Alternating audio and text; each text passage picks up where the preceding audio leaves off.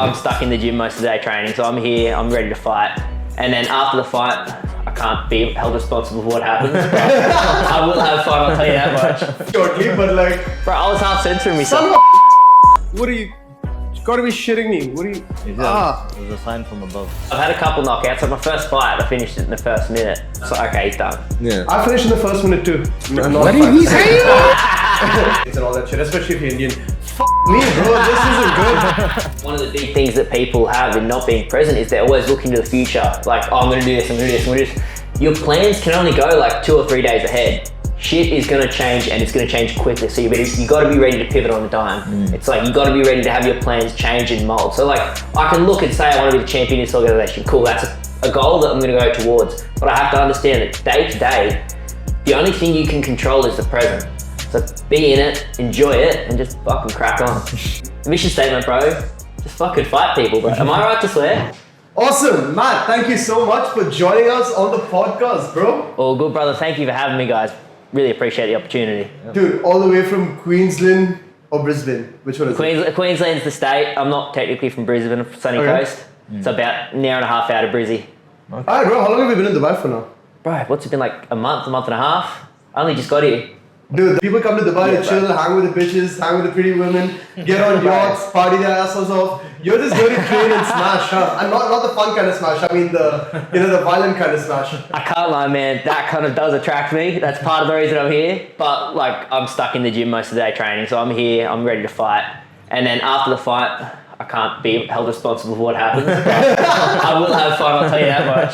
First smash them in the octagon and then We'll smash see them what happens outside. after, yeah. The thing is, bro, like we're brown, Yeah. we need that extra light. we're not blessed with this reflective ass white skin that you have, you know? We've, Yeah, bro, if I walk shirtless down the highway, I blind half the drivers, bro. Dude, tell us about the upcoming fight, man. What brought you to Dubai? Why are you training this hard? What brings you to AB Fitness? What made you want to leave everything in Australia and come to the other side of the world just to train in fighting? Wild coincidence, bro. I met Ian when I was traveling through Thailand last year. I did 2-3 months in Thailand. Just walked into Phuket top team, started training with Ian. What a legend. I left Thailand because of I just had to go back to Australia. And then he hits me up, like we tried to work out sponsorship in Thailand. Didn't work out. And then out of nowhere, like I was just cruising through life, doing my thing. Probably not training like I should have been. But then I just get a message from Ian, like, you want to come to Dubai? Fuck yeah, I do. Wherever I can end up, if I can end up in Dubai, I'd love to end up in Dubai. So I'll come here, put it all on the line, heroic mission, and we're gonna get into it. What's the mission statement? The mission statement, bro. Just fucking fight people, bro. Am I right to swear? You're absolutely allowed to, bro. This is completely unfiltered. Say whatever you want. He's the good Muslim. Sorry for exposing you, but like, we're gonna get into that shortly. But like, Bro, I was half censoring myself. What have we done? What are you? You gotta be shitting me. What are you? It was a sign from above. Overheating? Bro, it's the reflection coming off me, bro. Two white boys. Jesus. I hope it doesn't. So you've been here a month and a bit? Month and a half, bro. Okay. I've barely seen any of Dubai. I've been locked in at the gym, bro. It's just, so what are you doing? Like 2 a day, 3 a day, weights in the morning? 3 a day, usually. It's usually like a hard morning session, and then we got like technical stuff during the day, and then we got hard stuff at night. And all that shit, especially if you're Indian. Fuck me, bro. This isn't good. Bro, this can't be happening. You've got to be fucking shitting me. Alright, bro. Bro, what the... Why is this... Bro, this is a problem, bro. This... So walk us through a training day. Training day. So I condition in the mornings, so it'll be hard run, weights, something like that. And then usually it's lunchtime, we see what happens. It'll usually be either light grappling, you know, it'll be a lighter session. I'm big on footwork and shadow boxing, so it might be an hour and a half of just shadow boxing. And then I come back later at night, usually about 9-10 o'clock when the fight would usually start. And then that's when we're training hard. So when that fight comes, back in the day, I used to train, you know, during the day and then go to bed at like 10 o'clock. Be like 11 o'clock at fight night and be like, I'm ready for bed, mate. Can we just get this fight over with? Yeah. But now what we're doing is we're putting that training time and fight time is lined up. Yeah. So when it gets 9 o'clock now, I'm revved up, ready to go. Yeah. How does it affect your sleep cycle going in? Fuck! Oh my god. Oh, it's fine, fuck it. Yeah, cool. It's okay. Sleep cycle wise, bro, I can't sleep when I'm training, like they say, not because of the training, but because it's just all I'm thinking about. It's all I can focus on. I'm going to bed and I'm running through like what I've done wrong in the mat. What can I do next time? What's this transition? I'm going over sequences in my head as I try and fall asleep, or I wake up in the middle of the night and be like, I got the answer to that. So it's very broken sleep, but I just have infinite energy because of it. I'm always driven towards where I'm going. So I don't need sleep, really. Do you keep journals of your records of your training, or is it just all up there?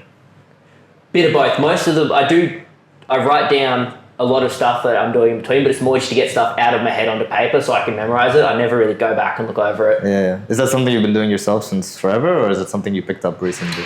Something I've done for myself forever, just to get it out of my head, because if I don't get it out of my head onto paper, it just keeps going in my head. And so it like lets me move on to the next thing. Yeah. What are your strength and conditioning days like? Like a lot of road work or weights or? Running, big on running. I do 3 runs a week, usually faster and shorter stuff, sprints, because my cardio is naturally pretty alright. Sprints or just like a 30-minute super fast run. But I'm massive into the Olympic lifting now, so clean and jerk, snatches, that kind of stuff. Try to build some more explosive power, and plus they're fun as fuck. And you're fighting in 85 kilo weight class or? 77. So I'm walking around about 85 at the moment, and I'll just get down to 77. So it sounds like you spend all your entire day in the gym, like pretty much sunrise to sunset, right? Yeah, pretty much, bro. Pretty much. Usually that, or I'm just like walking around doing laps, thinking about stuff. Yeah. Okay. That's good. Immersing yourself in the environment, and you have like your training partners, and you guys run stuff by each other. Keeps me in here, and it's like I do it in like, I run my life in sprints. I'll do this, I'll sprint, and then I'll take a bit of time off, and then I'll go through this sprint, I'll go to the next camp, and then I'll take a bit of time off. So I'm locked in, focused, working on what I need to work on when I'm doing it. Yeah. And then we'll go on the yachts, have a bit of a drink, have a bit of a party, enjoy ourselves. Let loose. Yeah, exactly. It's important. Like play is just as important as work. 100%, but it's got to be done at the right time. So, I mean, it's a small team, right? I mean, how many guys in your team right now? Small team at the moment. There's 3 of us, 4 if you include Ian. Yeah. But we've got some other guys coming in soon that are going to be real high level and really going to expose any holes that we have in our games and give us a chance to just cover them up and fill them up. Yeah. And it's cool. Like, I think it's better in a small team, right? Because everyone gets more personal one-on-one time, and you can really like iron out the holes in your game. Because I mean, bigger teams, like coach has a lot of people to deal with. He has to focus on this guy, but it feels more 100%, and that's what I'm used to too. When I started fighting, I was just the only guy in the gym that fought. So it was kind of the whole schedule was built around me fighting. And then as you move to bigger gyms, you kind of get lost in the muck of everything. Yeah. And then being able to be here, be behind it, and having Ian behind me running everything, it feels like it's how an athlete should be. Yeah. Rather than just, rocking up to group classes and doing whatever the group class is doing. Yeah. And I'm sure he's got a lot of experience because he's fought like in pretty much the top promotions. Bro, so. Insane experience. He's fought the top promotions and he's been coaching for a while now too. And he's got good experience coaching as well. Yeah. And he even helps you out with the mental game and like hyping yourself up, calming yourself down, things like that. Or do you feel like you have that on lock? I feel pretty, like he definitely helps. He's clicked on to what it is to trigger me. If anything, I need less hype, like I need to be hyped down rather than hyped up. I'm usually pretty go. Yeah. But he knows how to get me to do what he needs me to do. Yeah. And that's the important thing. Yeah. What do you think is very different about this coach and fighter relationship that you may or may not have had earlier? How would you categorize this, compared to your other experiences in the past? Because you're fighting. Yeah. Like you've moved continents to fight. So like you don't just up and do that unless you've fallen madly in love with a chick when you're in the talking phase, or like that is very true. Or you've got to have an insane amount of faith in a trainer who promises to get you off to a really good start over here too, right? You're 6-0. There's so much on the line, right? You want to keep that streak going. So what's really different about this dynamic that you have between Ian and you? I've got a really good dynamic with both the previous coaches that I do have in Australia, so I would never say that this is inherently better. The thing about Ian is just,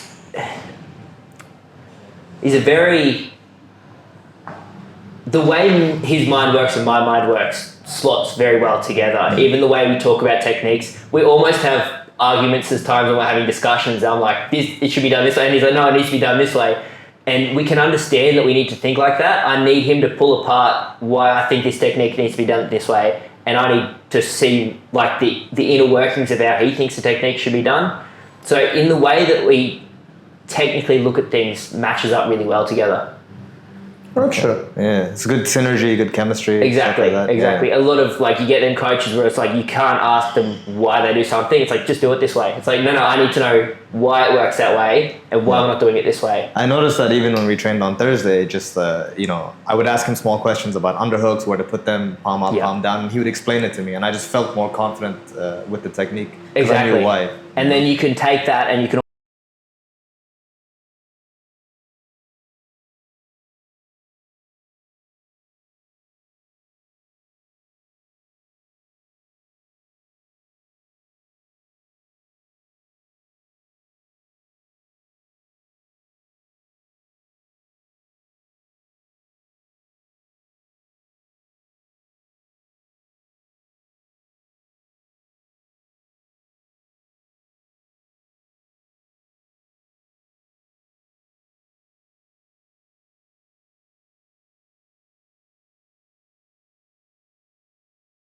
Be sneaky like that. I'd do it all the time. If I Yeah. like, and you're now 6-0, man. Tell me about your last fight. What was it like getting to 6-0? How did that previous fight end? What's been the journey so far across those 6? How many years has it been? For the 6 fights? 4-5 years, I want to say. When was COVID? That was what, 2020? 2020. 4 Yeah, years. the year after COVID, so 4 years, I think. Yeah. You've been pro for 4 years now. Oh yeah, so 6-0. That streak was gone for 4 years. This next one was my pro debut. Oh, so those were Amateur fights. Gotcha. Yeah, they were amateur fights. At Oh, this point. so you're stepping up on your pro debut. When's yeah. the date slotted for that? 29th of next month.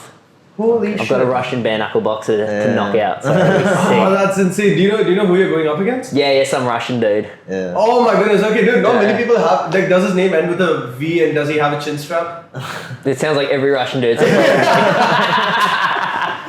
So how are you gonna smash him, brother? How are you gonna smash him? Bro, I'm not giving anything away. You just have to be there, man. I'm not giving anything away. Be there, rock up. And watch Okay, it. but there's always this okay, all these Russian fighters, right? They come in with this crazy amount of psychology game behind them, and what I mean by that is, ever since we witnessed people like Khabib and Islam and all the Ogovs in in MMA, right? Everyone sort of built a stigma around them that they're just these indestructible bears. That there's very few of them that lose. There's just something about the fighting culture there that imbibes them with so much strength and confidence to just go wherever they want and do whatever the fuck they want to people, right?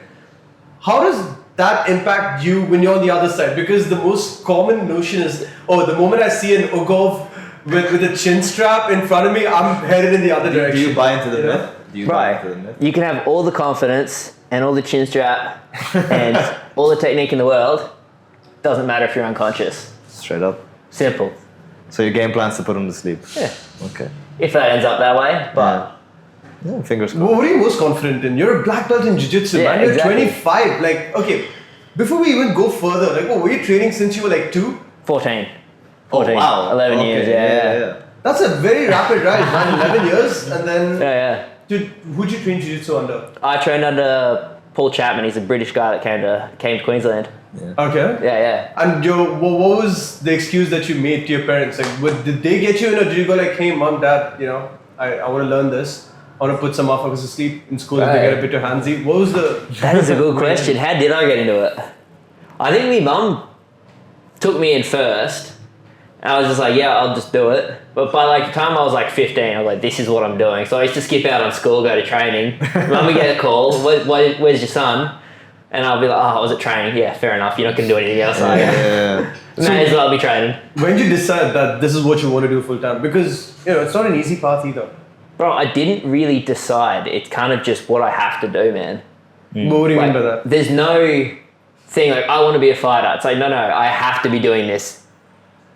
There's no other option. This is just what I'm going to do. Yeah. It's just inherent in me to fight, bro. Yeah. Tell me about the reality of the fight game as a fighter yourself. And the reason I say that is it's not exactly a very conventional path, right? It's not a place where you're going to be putting in 160 hours a week. You're going to get paid a certain amount. You've got benefits. You've got you don't always get a whole lot of that. How do you look at this and say, okay, I'm 25. I want to make this financially viable, or if I don't, well, fuck it. Is there a plan B? Is there any sort of contingency? Bro, it's What's the going on? heroic mission, bro. Worst case scenario, absolute worst case scenario, let's say I don't make it, not going to happen. I don't get money. I just get a job and spend the next 30 years of my life working. If I don't try, well, then I'm just going to spend the rest of my life working anyway. Yeah. Why not just embark on the mission, enjoy the time, see where I end up, and then just have a hell of a life doing it. I love that, man. Honestly, Heroic mission. Yeah. I actually started off from something very similar 4 months ago. I quit my job in Canada, moved all the way back to Dubai, and like I went broke for the third time in my life. And the whole idea was to start this, content agency, right? And touch wood, it's been like 5 months in, and I'm doing better than I did 2 years in Canada, right? Yeah. But it took me like 5 months into notices, and I think the only mantra I had, in my head was, I'm 25 now. My parents have worked hard to set things up for themselves. And there was a period in Canada where I was working at a cannabis dispensary. I was working at as a waiter. And I was working these retail dead-end jobs, which I felt that I was just normally just too smart to do. Like I knew I had brains, I could do all this shit, right? And when I came back, I was worried because I'd look around and I'd see my friends, all of them earning a certain amount, doing things with their life, or just being able to, spend money doing whatever the fuck they wanted, right? And then you see that and you're like, fuck, I kind of want that financial comfort and the freedom. But then I was talking to this mentor of mine and he's like, look, you owe it to yourself. I mean, next 5 years should go sideways fine. Like at 30, people restart all the fucking time. Like go get a job at a bank, figure shit out if it doesn't work. But don't you owe it to yourself between 25 to 30 to just go balls to the wall with this and see where you end up? And exactly. And the moment I took that seriously and said, there's no other way, and I don't have a plan B right now, right? Yeah. For the longest time, I thought plan B was stripping, but I don't have a body for it. So like, if I do this stripping, and plan C is fucking everyone's a real estate agent in Dubai, like something is going to work out. Plan D, I'll go work at a bank and do some shit. I think I'm smart enough and I've got a mouth on me, so I'll talk my way into a job. But like, having that mentality of I'm doing this no matter what, I'm going to make it work is a very rare trait to have. But most importantly, doubling down on that when times get tough, I think is going to be the hardest. Like, have you had those moments where you ever questioned why you're doing this? Nah, bro. Not even once. Never questioned it once, bro. Like I said, where I see it, worst case scenario, I get a job and spend the rest of my life working. The journey, the risk taking, all that's what the fun of it. You become the person from the mission. So, just like you say, double down on yourself. When stuff stops working, or I don't feel like I'm getting there, and I just double down on myself. Okay, this is my strength. I'm just going to focus on my strength and keep pushing. So this like self-belief and this vision and stuff like that, did that come because of fighting, or did you always have that, even when you were 14 before you walked into your first class? I think I'm just a madman, eh? I think I just got something in my head. I just can't work a 9 to 5. Yeah. It would drive me crazy. Even when I was working, I was doing something like door knocking, running from door to doors, trying to sell to people, getting told to F off every second door. Yeah. That was fun. Yeah. Because that's, again, it's a mission, bro. Yeah. I need that to just push me forward. You like the adversity, you like the challenge, you like the odds against you, stuff like that, because it's the self-belief that drives you. The drive, bro. Yeah, that's the drive. That's the fun getting up every day and just being like, let's do it today. Yeah.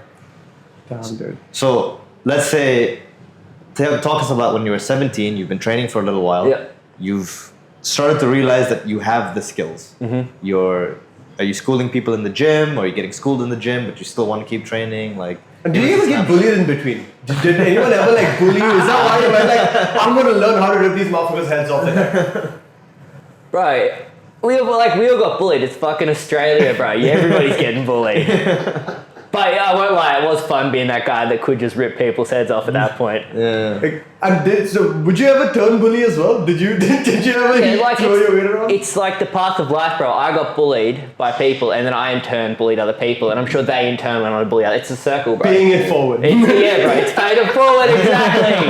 Exactly. Yeah, dude. I don't think bullying's that bad, man. I think people need to be bullied sometimes. It builds character, bro. Exactly. It builds character. Within reason. Within reason. And the next thing you know, someone's like, here's my tape to Matt. And then finally he's like, fuck. You got 13 reasons why. Shit. No. Oh, man. No, that's crazy, because like everyone has like a certain why, right? People either have like some dark past, like, I mean, I'm assuming you were like abused as a child or some shit to go to this, right? Nah, bro. At home? Shit, repressed memories coming up there. Nah, Ian was even saying to me the other day, he's like, well, what's behind the reason you want to fight? I'm like, shit, I kind of just want to fight, eh? Yeah. This is what I do. It's like in my nature. I don't think we can help what's in our nature. Mm. You need to be doing what you're doing as much as I need to be doing what I'm doing. And for me, it's just cracking on, bro. Yeah. I love that. Minus any family issues, minus any domestic violence. Look at you. You're like, you've got you're the happiest fighter there is. You know, most people have Thank you, brother. reasons like, no, I've got to, do this for my past. I'm going to prove to my younger self that I'm strong. I'm going to make up for it. You're like, I just want to have a good fucking time. Like, it's, Bro, we all have shit from our past that gives us an edge that makes us good at things. Like, there are times I get on the mat and I still think, you still don't feel like you're quite as good as you are because there's things from the past. But that's not why you're a fighter. That's your edge that makes you a great fighter. You're a fighter because you're born to be a fighter. Yeah. That's what makes these people fighters. They would be whether they have a shit childhood or they have a good childhood. But I think you can be growing up in like the white picket fence and something at some point still went wrong that fucked with your head. Yeah. That's a promo clip if I've ever heard one. I didn't get to do it. We were having a conversation. I was just saying that Matt needs to be in front of a camera because the dude can really promote himself well. And we're talking about how, Thank you, brother. at least in this side of the world, you've got fighters, but then there's not a whole lot of entertainment that really backs these fights up. And I think we can all agree that entertainment sells, right? Mainly, and at the end of the day, people want to watch two people fight, but at the same time, you've got to give them a reason to be invested in you. Yeah, why do they want to watch you fight? And I like this whole, I break people's heads in for a living and Bro, fights sell themselves. Yeah. You got anybody's cracking on a bar, you're going to be watching. That's 100% true, for sure. But man, just talking shit is half the fun, bro. Yeah. And the mind games that you get to play with someone. Have you done that before? Have you played mind games with people that you fought with? I had some dude try and play mind games with me. How did that go down? I kind of just I didn't say anything, I just stared him down. I got off the stage and my coach goes, "You look like a fucking shark up there. There's nothing in your eyes." We'll talk when the fight comes, and I'm fighting in the fight, I'm putting it on him, I'm putting some leather on him. And I start in the third round, I start talking shit. I'm like, "You want to talk now? You want to talk now?" And you just see it reinvigorate him. Now he's excited again. When he was like shaking our head up. And my coach's like, "Matt, shut up, it's helping him." Oh, okay, fair. So in these 6-0 amateur fights, walk us through the experience from the first one to the sixth one. Like, when did it feel like second nature? Were the nerves? Bro, the amount of fights I've walked from and I've walked out of, and I go, I should not have won that fight. I should have been finished in the first round. Yeah. I've got this habit of almost getting knocked out, bro. Yeah, okay. Somehow I just managed to pull the win out. So it's a good experience, bro. It's just fun. You think you're a slow start, or you just when it's No, bro, I just like getting cracked, bro. I like getting cracked? Yeah.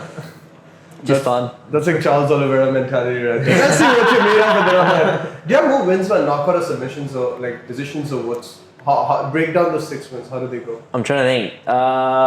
That's a good question. I think I've had a couple knockouts. Like my first fight, I finished it in the first minute. Oh, nice. Yeah, Okay. yeah. I just saw it. I saw the army. I was like, one, and I was like, okay, he's done. Yeah. I finished in the first minute too. Not fights. Sorry about that. Right, exclusively fights for me, bro. But other than that, I've had a couple scrappy decisions, one submission, but I just I like getting into wars. I can't help myself. I like having a scrap. Yeah. It's the Aussie coming out of me. Let's just crack on a little bit. I need to tone that down, make it a bit more technical. I know I can be. I just need to bring it into the ring. Yeah. So, based on how things are going, I know it's hard to speculate for the future. Yeah. But what do you see your roadmap as? Motherfucker, now it comes back on. Are you joking? Bro, this light has a mind of its own, bro. I swear to God. But, this just completely ruined my train of thought. Sorry. So my question was, do you have any plans of going back to train in Australia? What are the training facilities in Australia like compared to this side of the world, or the Far East, or the Middle East? How different are they? What's the aggression level like? What are the coaches like over there? Coaches, I'm lucky. Where I was training MMA before I moved here, I would say it is top 2-3 gyms in Australia. The guys they're competing against are from freestyle MMA or city kickboxing. They're the only guys they're competing against at the moment. So Ignite Martial Arts has, if I do go back there, it's still one of the top gyms in Australia, and we've seen all the talent coming out of Australia at the moment. But I'm keen to stay in Dubai as there's so much opportunity here. I can get seen worldwide. You see, fighters in Australia only get seen in Australia. Yeah. I want to be seen worldwide. I want to be put on that stage and then just see where we go from there. So I'm in Dubai. I'm locked in for as long as I can. Okay. Damn, dude. So in the long run, how are the dating apps treating you? Bro, I haven't tried. I heard there are a lot of hookers though. That's Tinder, bro. But like, you got to get in on some of that Hinge action. Just put I'm an MMA fighter, and then go like, Easy, I'll bro. choke you out like I choked this guy. And then, Right, that's just a cheat code right there. That's a cheat code. Dude, no, you definitely should because dude, I think MMA fighters get a lot of clout, man. Especially on dating apps. Like, at least that friend in India, bro. Dude fucks like a rabbit on steroids. Dude gets swiped on so often, and he's like the talk of town and shit. And Bro, don't tell me that. It's gonna be dad. You're not gonna see me in the gym anymore. Alright, good. Maybe behind a fucking machine, and then like, why is Matt fucking someone behind the elliptical, dude? Like, Well, I don't see Matt in the wig. Where is he? dude, are you do you think coaching do you think you're in the headspace to coach people? I love coaching people, man. Yeah? The same thing that wires my head towards thinking about it when I get to be in there and coach people. I love it, bro. So far, what have your experiences been like? Who do you normally coach? Because you're a black belt, you've been through it. I coached for years. My job from I think like 17 to about 22, 23, I was working at a gym coaching. So I was coaching kids, adults, just mainly jiu-jitsu, a little bit of MMA. But yeah, I've had heaps of experience coaching and it's fun, bro. I get to just talk about what I like to talk about and nobody can stop me. Yeah. It's like I get to ramble on. You get to indoctrinate your, sort of narratives to... Exactly, bro. I just get to go, this is right and you're wrong. And there's only two genders. Not three, not four. I'll beat you up, man. It must be one of the most satisfying feelings seeing one of your students pull off a move, pull off a technique that you taught them. It has to be one of the proudest moments. It's one of the most satisfying feelings until you do it yourself, and that's more satisfying. Ah, okay. Yeah, or when you teach them the technique, you go to roll with them and you do that technique on them. That's even better. It's like, yeah, it does work, motherfucker. How does this entire path that you've taken as a fighter affect any relationships you've had or are looking to have? Have you ever had girl troubles, bro, because of this? Nah, bro. Life? When you're on the mission, bro, the mission comes first, and that's what's important, bro. I thought it's the women come first. Nah, bro. That's always first. You always give before you get. Nah, amateur that's advice. what my parents taught me, bro. Amateur advice. Make her come first. Bro, one in, done, and she can deal with herself after. No, does your career choice ever take a toll on your relationships, or have you just had relationships that have always been supportive of it? Bro, I have had relationships. I think I definitely think it changes based on the person, but for me, the mission has to come first, because otherwise I just won't be who they fell in love with at the end of the day. Yeah. So it has to be the goal, going after the goal. Otherwise, I'm just not who they met or who they fell in love with. So it has to come first. What do you think is most misunderstood about fighters from an emotional standpoint, like when it comes to, dating someone or like, when you want to have a relationship with them? What do you think fighters are most misunderstood about? What's something that other people don't get when they're on the outside? All right, one of the things that from having dealt with a lot of fighters, I honestly think they're the most anxious bunch of people I've ever met. You wouldn't expect it looking on. Like, you look at some people and you're like, oh, that's a tough guy, but then you actually get to know them and you're like, oh yeah, you guys are fucked in the head, eh?